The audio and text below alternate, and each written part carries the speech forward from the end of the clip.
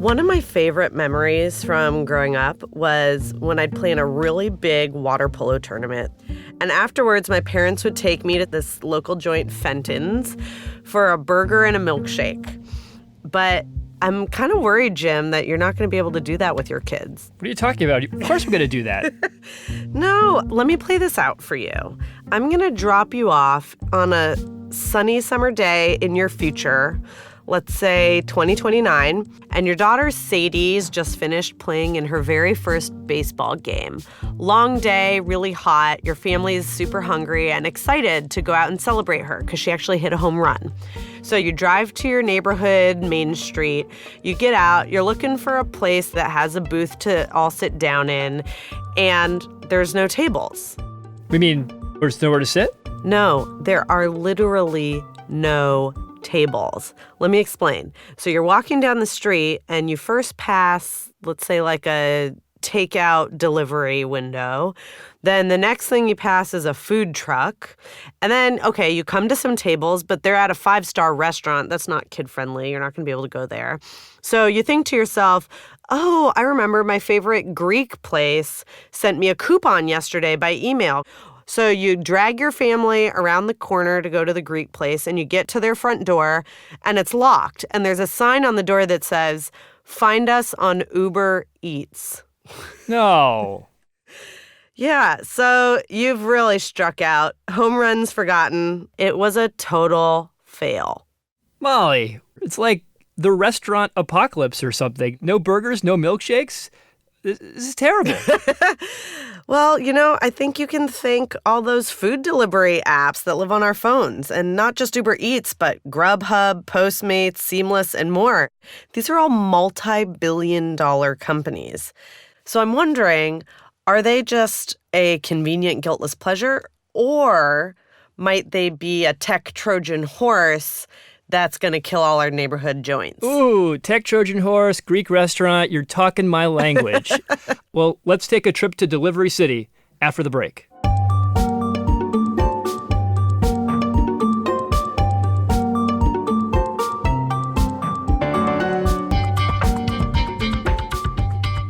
Welcome to Technopolis, where technology is disrupting, remaking, and sometimes overrunning our cities.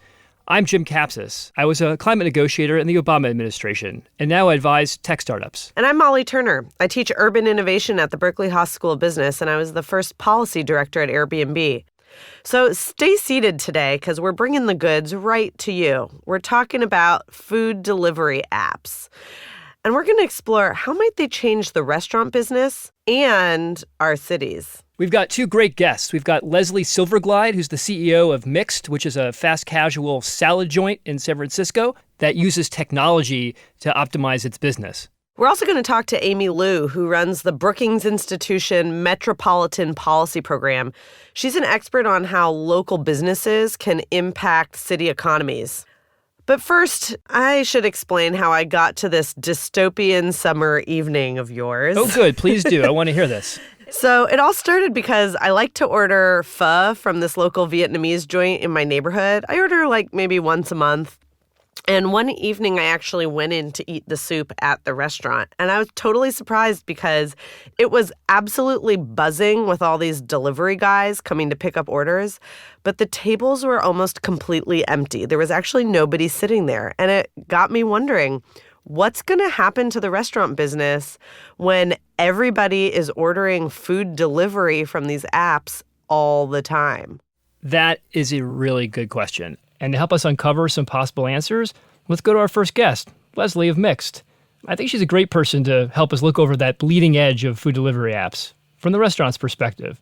We opened our first restaurant called Mixt in 2006 right here in San Francisco.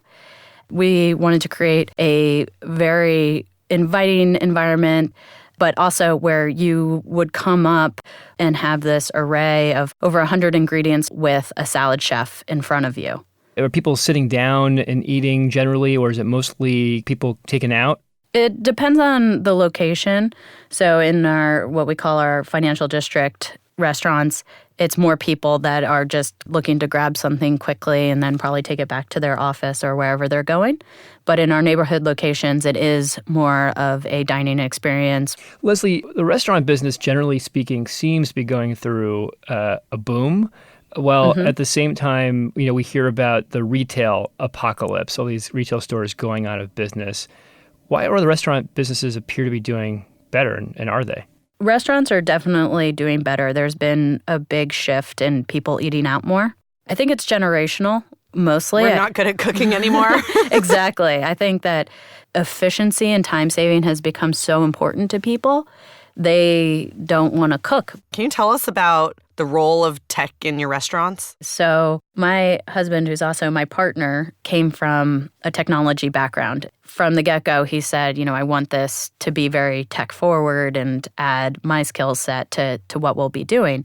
And so even at the first restaurant, when we started looking and saying, okay, what are our options for point-of-sale systems, there was 2 major players at the time, and he looked at both and was like, neither of these do what we need to do, so I'm going to build our own. And so I said, okay, wow. as long as it works, I don't care. Give us some other examples of how you're using technology in the business that maybe would surprise people. The Caviar team came to us, which is a third-party delivery service. We have heard that restaurants have a problem with delivery. We think we can solve this. And yes, this is a huge problem. You were already doing delivery? Yep, we were doing our own delivery. How? Just with our own employees. And so we had a very tight radius at which people could go, and it was basically 3 or 4 blocks, so just where they could walk. Or pre-Uber, people would take taxis. No, your employees would take taxis with the salads to someone's office? Yep. Wow, that Salad really taxis. seems inefficient. That could be a business. And expensive. It was honestly a huge pain in our ass. And so when the Caviar team approached us, we said, oh, yes, please, this is great. So how has delivery changed the logistics or the economics of your business? Working with Caviar and these food delivery apps, how's that changed your business, if at all? We have seen over the past 3 years a lot of business shift to our third-party delivery. That has a big influence on our business in several ways. The first is that it becomes risky revenue for us. We don't own the customer, so even when we get an order that comes through, we have no idea who that customer is. They have a customer ID, it might be a first name, but we have no idea who that customer is, how frequently they order, how far this order is going, and we have no ability to ever reach that customer. And the other issue with it is that it's compounding the risk of your business. Let's say that for some reason these delivery services all go out of business overnight, then that's a big chunk of revenue that we've now staffed up for, that we're ordering for. We've negotiated pricing from our suppliers on that could potentially disappear. Are you worried about that?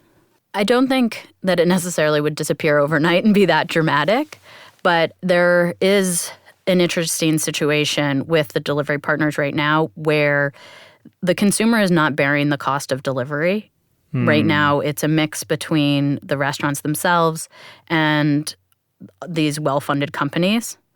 Essentially, the funding is subsidizing a lot of this delivery and driving up demand and customers using these platforms. The funding meaning the financing, like the venture capital that's financing the food app companies. Yep, exactly. Given that we are tech forward and very sophisticated, we've been able to figure out systems that make this work for us and make it where it is a profitable line of business for us. But it's created this scrambling where everybody is feeling like, oh my God, am I not on it? Then I'm left out, that I have to get on it.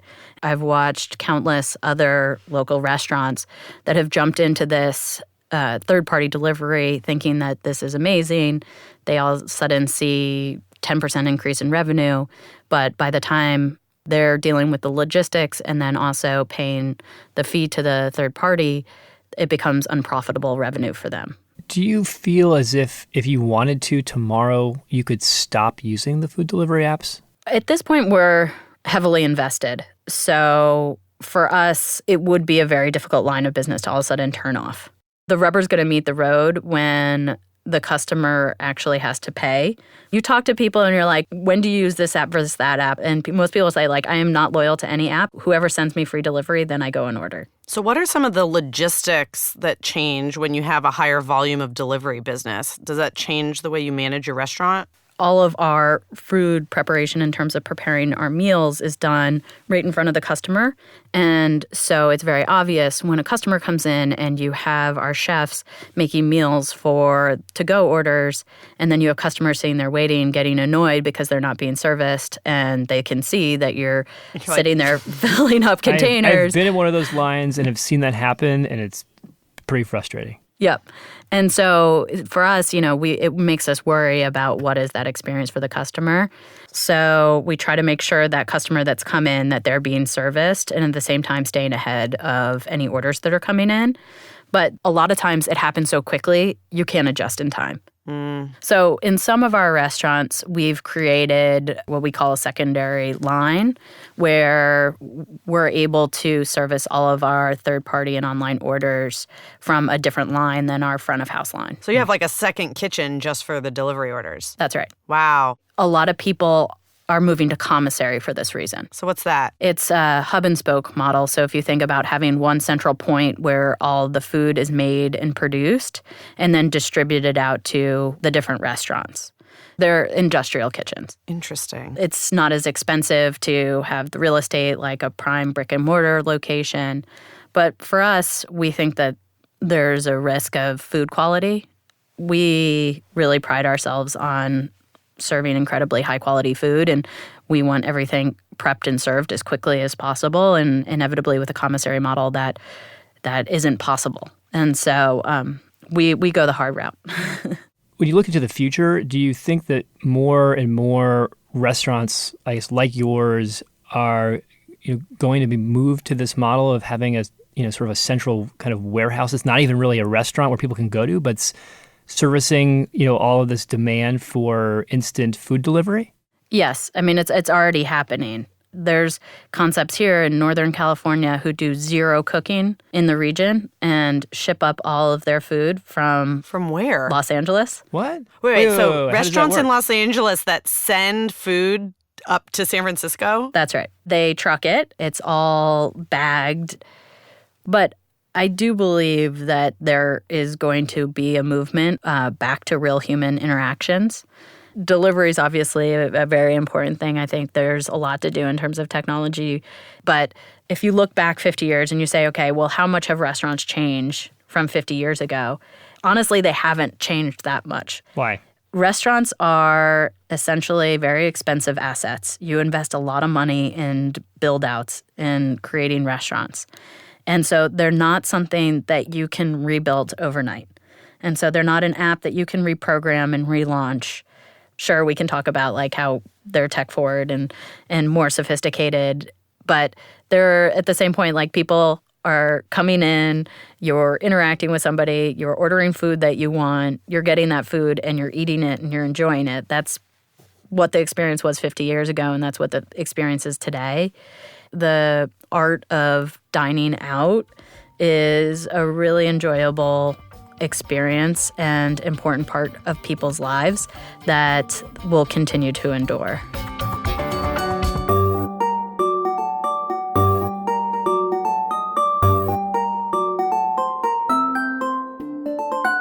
Leslie feels like an unusual restaurateur to me. I mean, how many folks who run restaurants today are not only adapting to the food delivery business so quickly, but getting ahead of the curve of all these other tech trends? Yeah, but I mean, she's part of that whole wave of venture-backed restaurants, right? I mean, from Cava to Sweet Green to Blue Bottle Coffee, these are all like tech-enabled businesses that view technology as a way to differentiate and grow fast. And so, for them, I think they look at food delivery apps and they're like, oh, well, that's going to give us scale faster. And then they can negotiate as they grow, right? Better deals at those companies and get around the 20 to 30% hit that they impose on your regular neighborhood restaurant. Those fees remind me of my time living in Sicily. There's this concept called the pizzo, not pizza, pizzo. Pizza, okay. I've heard of that. Which is this basically a tax the Sicilian mafia charges to, quote, protect local businesses. They're all required to pay it. It's basically extortion. These delivery app fees kind of feel the same to me, like restaurants today have no choice but to pay them. I don't know if none of them have a choice. I mean, I went and talked to my friend Nicole, who has a restaurant in my neighborhood called Stomping Ground, and it's sort of one of our favorites. And I asked her sort of a similar set of questions we asked Leslie, like, what do you think of all these food delivery apps? And she was like, yeah, we used to use them, but for all the reasons that Leslie kind of went through, you know, it was bad for customers, bad for revenue, et cetera. She was like, screw this. And she just literally cut the cord. She got rid of all of the apps. But she can do it because she is a very special restaurant. It's people don't just go for the food. I mean, the food's great, but it's like the vibe. You go there because you see friends, you know, you bring your kids there. So I think restaurants like that, they can say no, but I just don't think, you know, that every restaurant is going to be able to just get off of the food apps. Well, I have to say, I hope these kinds of neighborhood restaurants can stay in business because, honestly, the alternate option is really not appealing to me. These commissary kitchens just do not sound that appetizing because right now I feel like we're in this whole movement of trying to know more about our food. Who's making it? Where does it come from? How is it made? And if it's made off in some remote location in an industrial kitchen, that's having the opposite effect. Yeah, but I mean, one of the hottest startups right now, I mean, to that end is cloud kitchens. Like they're buying up a ton of industrial real estate to build commercial kitchens just for delivery. No seating at all. And guess who's their biggest backer? Travis Kalanick of Uber. Of course. Well, based on his track record, it feels like this cloud kitchen thing could actually be pretty huge. And that's interesting because right now it actually feels like there's a huge boom in the kind of traditional brick and mortar restaurant business, at least in my neighborhood. All the empty storefronts are being occupied by new restaurants.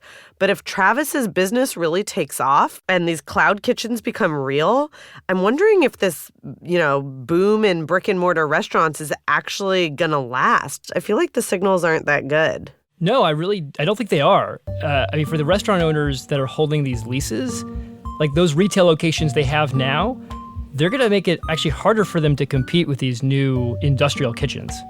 I'm guessing Amy Liu from the Brookings Institution will have something to say about that. You know, what's interesting is that I see some parallels between overall retail and restaurants. As all the big box retails and big brand names like Gap and JCPenney's and Sears and Sports Authority and Toys R Us, as those businesses shutter, they are mostly impacting smaller communities and suburban jurisdictions that are highly dependent on strip development, malls, and even main streets for their revenue. And what's going to happen is as smaller cities and towns bear the brunt of all of these closures, they also don't stand to benefit from all the new tech innovations, whether it's in retail or food delivery. What I see as a result of this disruption is higher-end consumers benefiting for greater choices and lower-income households and lower-income communities losing out from those new investments. Shopping malls and stores are going to be more of boutique, more artisanal, more of the experience like the Apple Store. Or on the other extreme, for lower income communities, they're going to see a lot of the proliferation of the dollar store. So what can cities do or people do to steer us away from this future where, you know, some people are really going to benefit from this and others aren't? Do you think there's anything policymakers can do? I think the one way to think about more inclusive products that meets the needs of a wider range of consumers is to reward a much more diverse set of entrepreneurs. And what I'm seeing cities begin to do is really think about inclusive entrepreneurship, minority entrepreneurship accelerators, financing and venture capital that reaches women, working mothers, entrepreneurs of color, entrepreneurs from different countries, because they will come up with ideas and solutions that reflect their experience and their community. And so if we broadened the entrepreneurs in our communities, I think we'll have different kinds of products.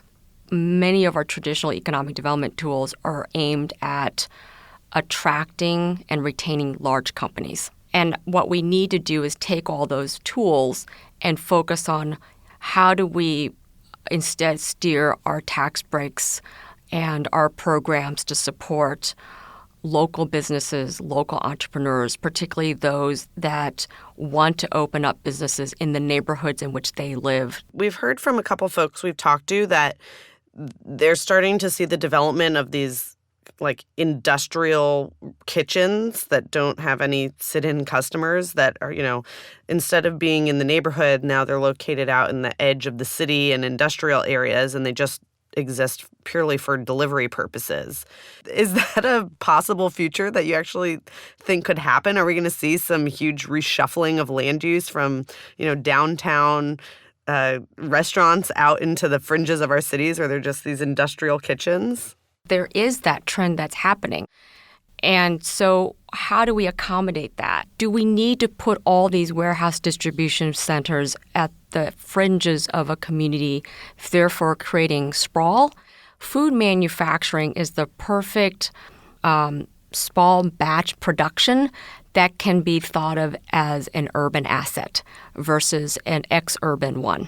Instead of cities rezoning away from industrial towards commercial and residential, is we should save room for industrial spaces, but reimagine them now. Think of craft beer or ice cream.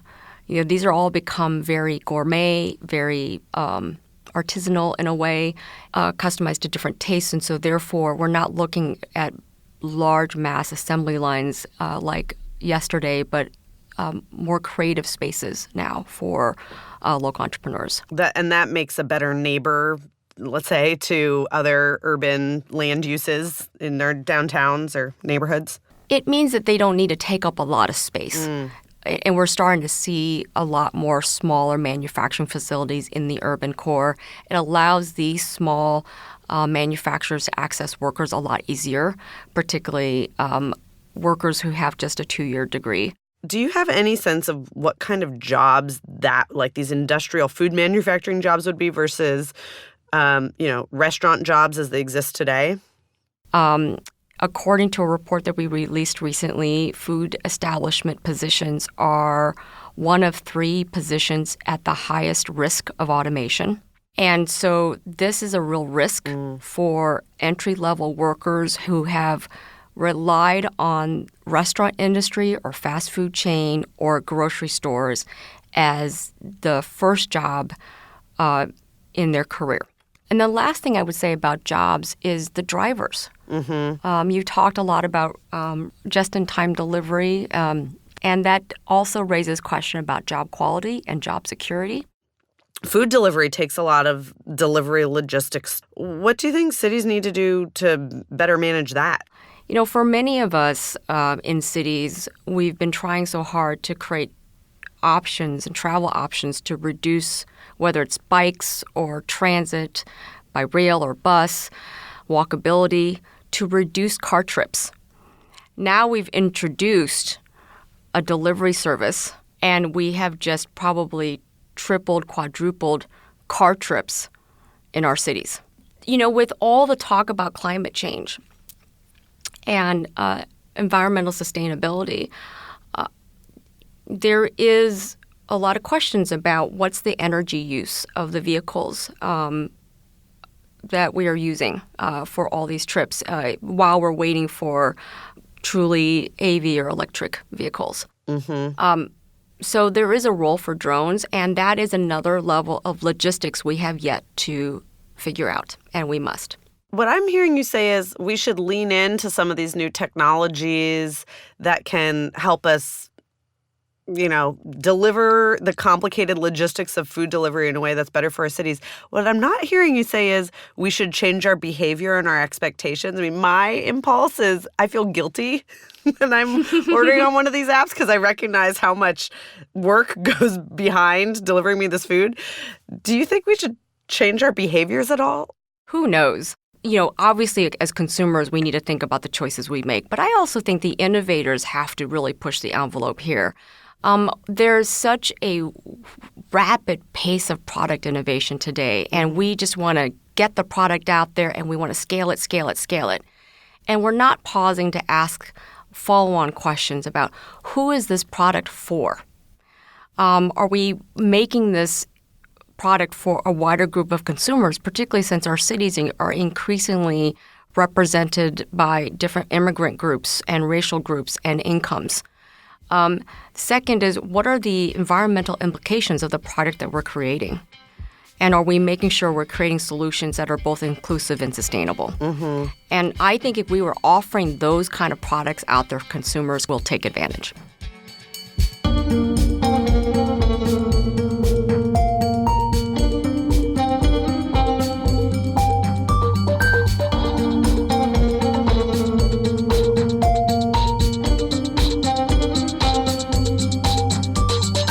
Stay right here for more from me and Jim. We'll be back right after the break.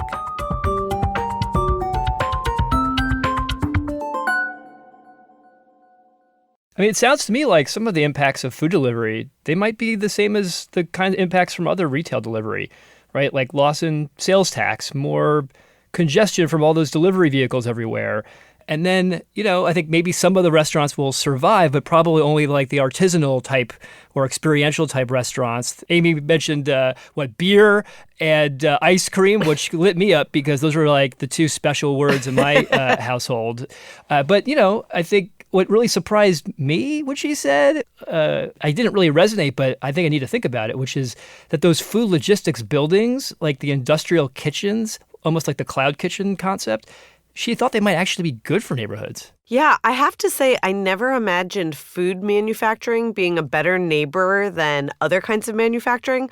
But I get her point. I think it's really interesting. I mean, I still think I would prefer for that place on my corner to be a food business that I can actually go into. Yeah, me too. And I think the walkable neighborhoods in, downtowns of a lot of big cities, particularly ones that are more affluent, I think they're largely going to be okay.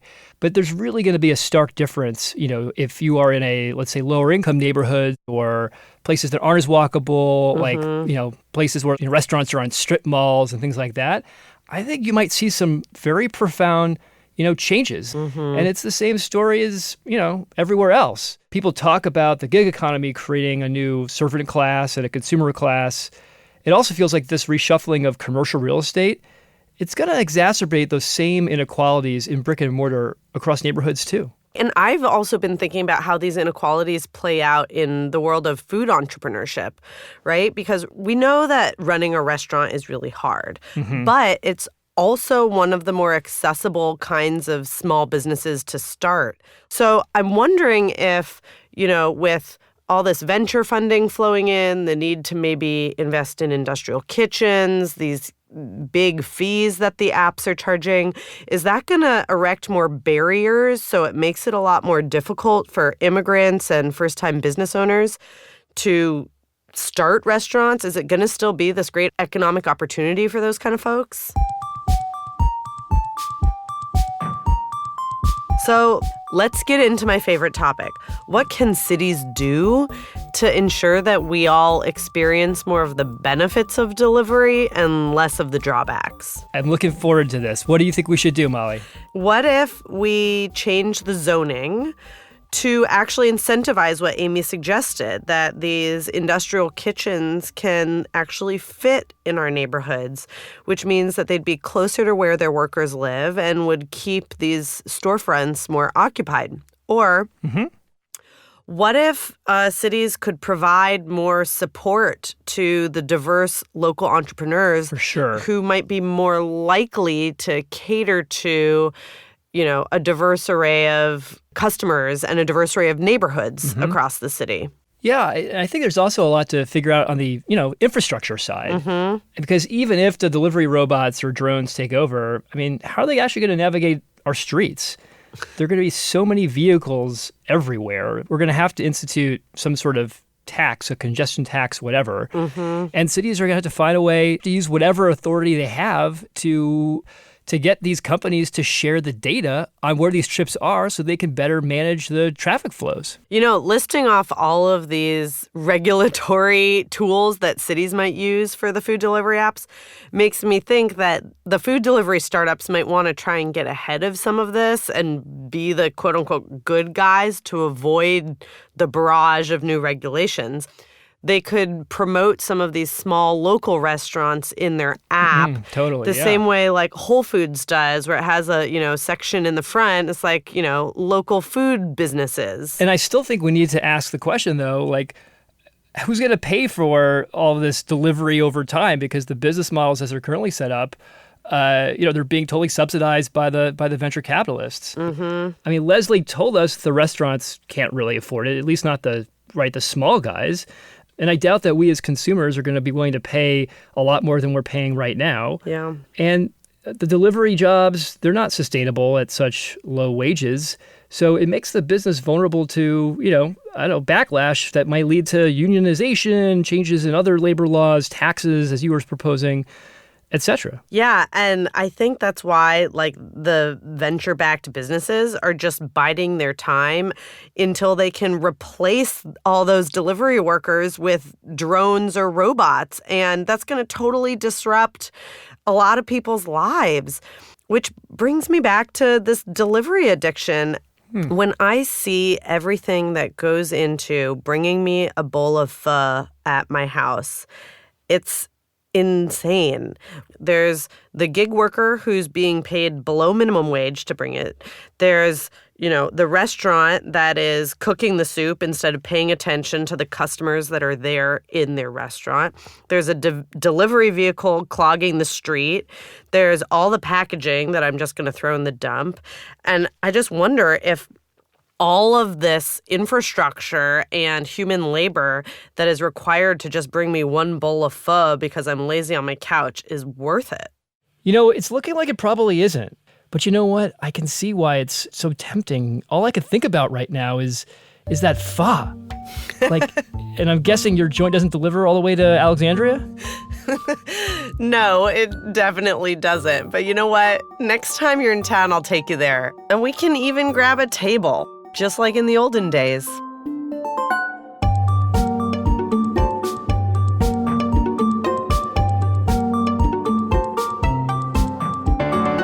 Join us back here again next week when we'll explore how tech is helping city leaders stay on top of what their residents actually think, and how they also communicate quickly in emergencies. We'll ping you from Feedback City on the next episode of Technopolis. Until then, I'm Jim Kapsis. And I'm Molly Turner.